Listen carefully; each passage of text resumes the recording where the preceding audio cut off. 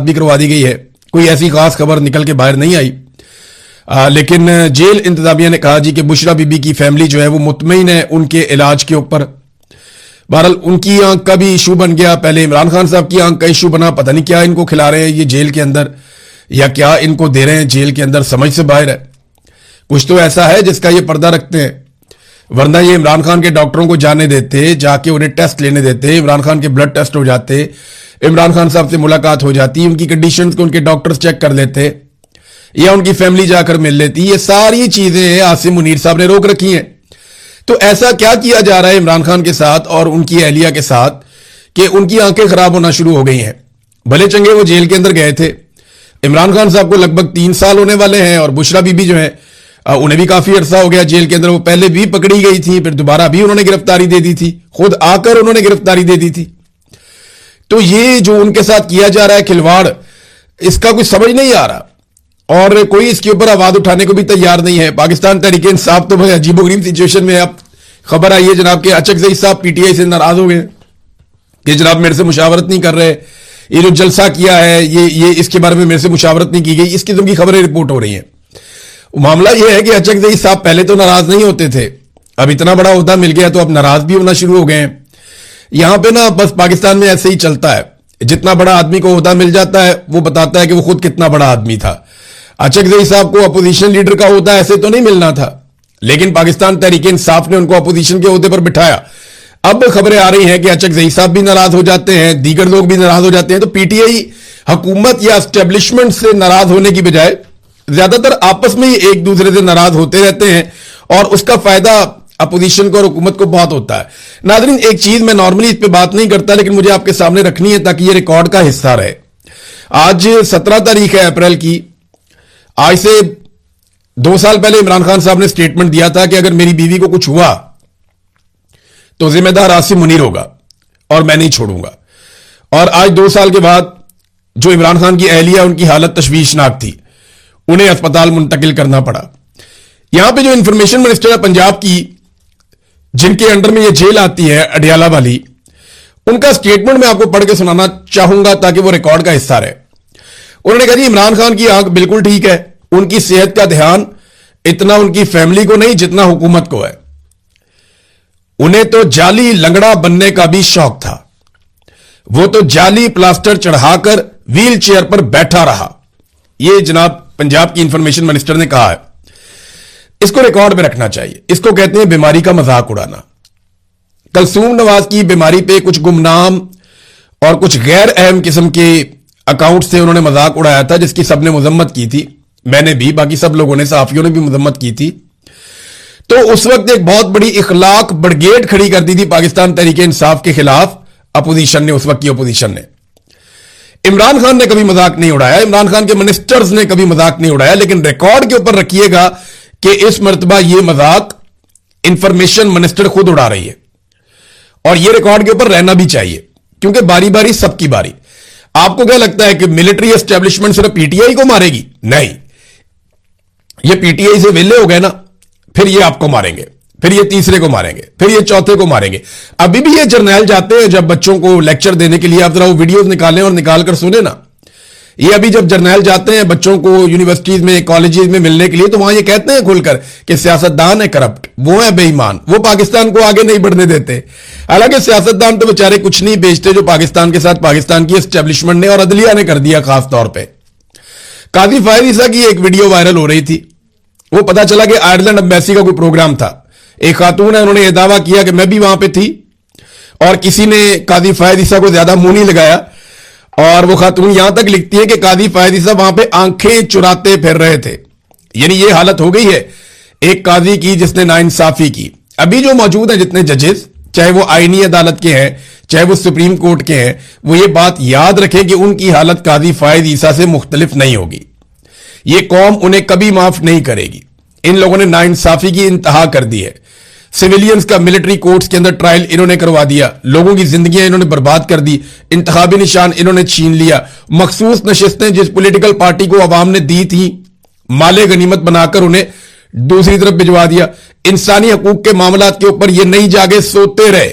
तो ये अदलिया अवाम की मुजरिम है और ये जजेस عوام کے بیچ میں جانے کے قابل نہیں رہیں گے. دنیا میں کہیں بھی یہ بندہ کھل کے نہیں پھر سکتا قاضی فائد عیسیٰ. اور یہ جو باقی ریٹائر ہوں گے نا, یہ بھی پھر کے دکھا دیں دنیا میں کہیں کھل کر, تو میں مان جاؤں گا یہ کھل کر پھر رہے ہیں. ان کی حالت بہت بری ہوگی. جیسا کہ جنرل باجوہ ہے, ندیم انجم ہے, یہ لوگوں میں نہیں جا سکتے. میرا چیلنج ہے, آ جائے یورپ میں, امریکہ میں, ادھر برطانیہ میں, دنیا کے کسی بھی ملک میں آئے, کھل کر ذرا پبلک میں پھر کر دیکھیں پبلک ان کا بینڈ بجا دیتی. یہ جنرل فیض ہے, وہ بھی نہیں کھل کر پھر سکتا. اور جو موجودہ عدلیہ اور اسٹیبلشمنٹ پہ جو لوگ قابض ہیں, چاہے وہ جج ہیں یا جرنیل ہیں, مستقبل ان کا بھی اس سے مختلف نہیں ہوگا. یہ حقیقت ہے. یہ حقیقت ہے کہ اس سے مختلف ان کا مستقبل نہیں ہوگا. جو قاضی فائد عیسیٰ کے ساتھ ہو رہا ہے, باقیوں کے ساتھ بھی یہی ہوگا. اور دیکھیں, پاکستان میں آوے کا آوے ہی بگڑ گیا ہے. یہ میٹرک کے امتحان کے اندر جو پیپر آیا نا مطالعہ پاکستان کا, اس میں کلثوم نواز کا, شہباز شریف کا اور نون لیگی انہوں نے گھسا دیے بیچ میں پیپر میں. آپ اندازہ کریں کہ ایک خاندان کو خوش کرنے کے لیے اس کے افراد کو مطالعہ پاکستان کے پیپر میں گھسا دیا. اور بددیانت ترین لوگ ہیں یہ. انہوں نے پاکستان کو لوٹا ہے, پاکستان کو تباہ کیا ہے. یہ وہی لوگ ہیں جنہوں نے آئی پی پیز لا کر پاکستان میں لگائے, اور آج پورا پاکستان لوڈ شیڈنگ کی صورت میں عذاب بھگت رہا ہے. 4 گنا بل آپ کو آ رہے ہیں اور آپ بجلی خریدنے کے قابل نہیں رہے. کاسٹ آف پروڈکشن پاکستان میں بہت بڑھ گئی ہے. یہ وہی لوگ ہیں جو بددیانت ہیں, جنہوں نے پاکستان کے ساتھ کمیشنز اور کک بیکس لے کر بیڑا غرق کیا. ان کے نام مطالعہ پاکستان کے امتحانات کے اندر آ رہے ہیں. اندازہ کریں آپ, یہ قوم کے مجرم ہیں. اگر ایسے لوگوں کے نام آپ امتحانات میں ڈالیں گے یا نصاب کے اندر ڈالیں گے, تو پھر آپ طلبہ کی کیا تربیت کر رہے ہیں؟ آپ انہیں وہی بنا رہے ہیں جیسے یہ لوگ ہیں. یعنی ان لوگوں نے پاکستان کا بیڑا غرق کر دیا, اور اس کے بعد آپ ایسی ایک پوری نسل تیار کرنا چاہتے ہیں جن کے آئیڈیل یہ لوگ ہوں. ابھی سعد رسول صاحب نے بتایا کہ وہ ایک سکول میں گئے جہاں پہ مائی فیوریٹ لیڈر کے اوپر کچھ تقاریر وغیرہ ہو رہی تھی. انہوں نے بتایا کہ 3 بچوں نے قائد اعظم کے بارے میں, ایک نے نیلسن منڈیلا کے بارے میں, اور ایک آدھے نے کچھ اور کے بارے میں بولا, اور باقی سب بچوں نے عمران خان کو اپنا فیوریٹ لیڈر قرار دیا. یہ لگ بھگ 50 بچوں کی بات ہو رہی ہے.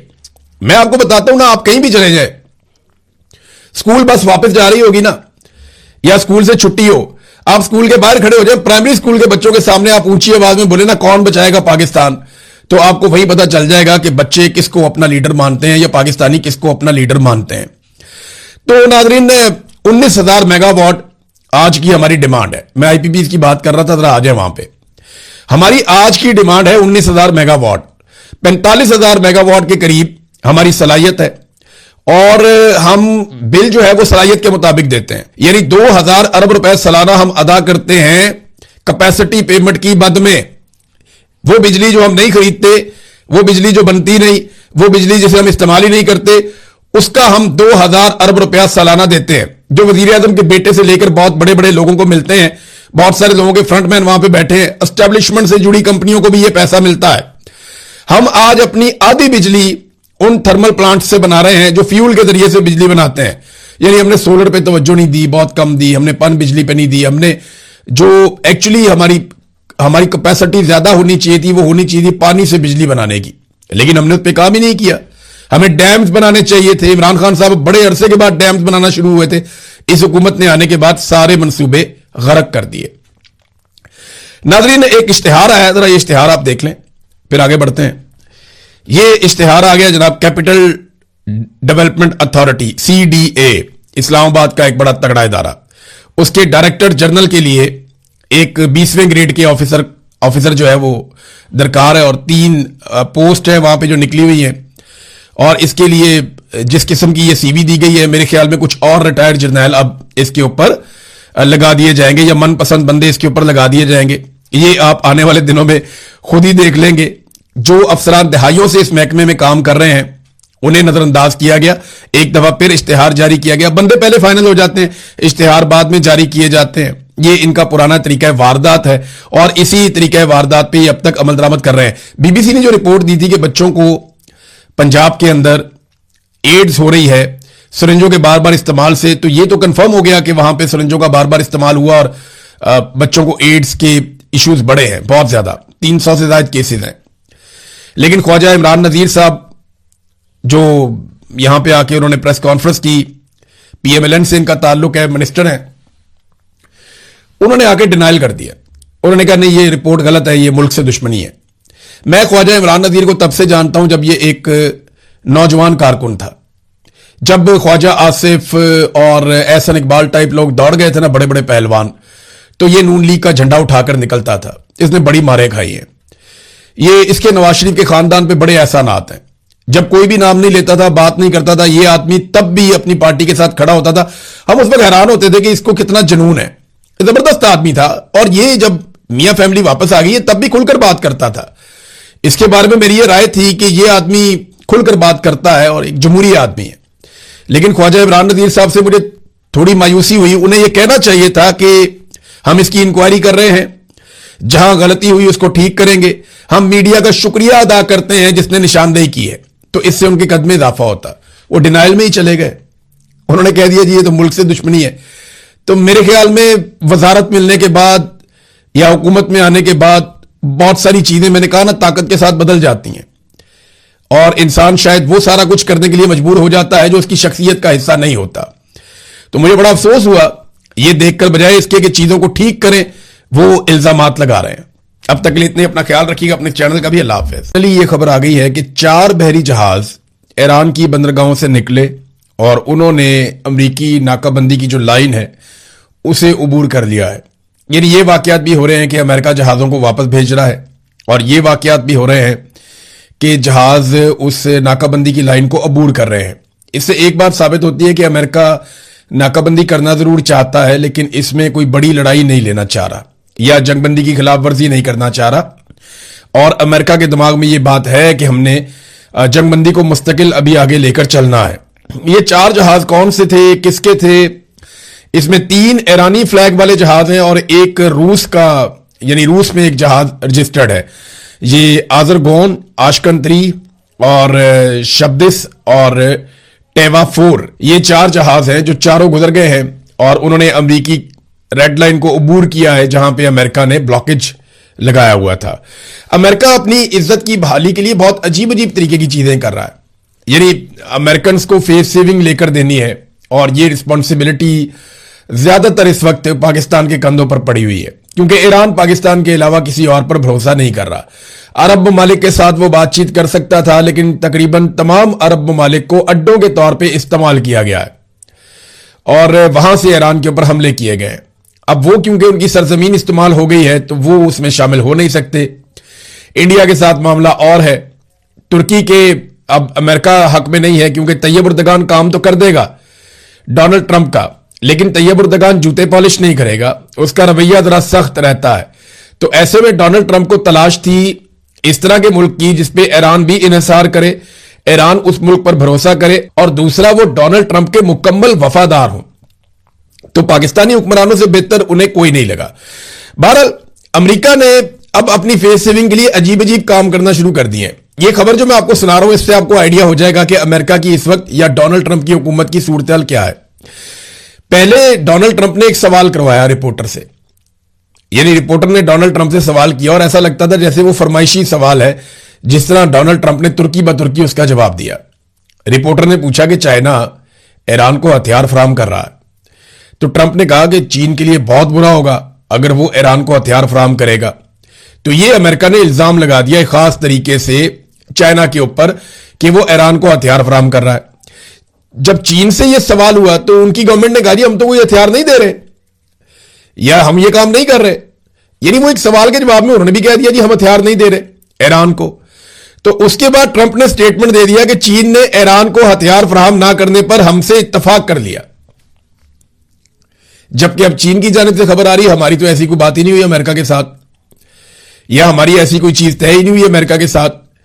یہ تو خود ہی سے کہانی بناتے ہیں، خود ہی سوال کرتے ہیں، خود ہی جواب دیتے ہیں اور خود ہی بعد میں ہیرو بن جاتے ہیں. اب یہ والا طریقہ کار جو ہے اس کو اڈاپٹ کیا جا رہا ہے. یعنی پہلے الزام لگایا کہ یہ ہتھیار دے رہا ہے، انہوں نے کہا ہم کہاں دے رہے ہیں. ساتھ ہی کہا دیکھیں انہوں نے ہم سے اتفاق کر لیا، وہ ہمارے ساتھ کھڑے ہو گئے اور اب وہ ہتھیار نہیں دے رہے ایران کو. یہ طریقہ کار ہے اس وقت امریکہ کا فیس سیونگ کے لیے.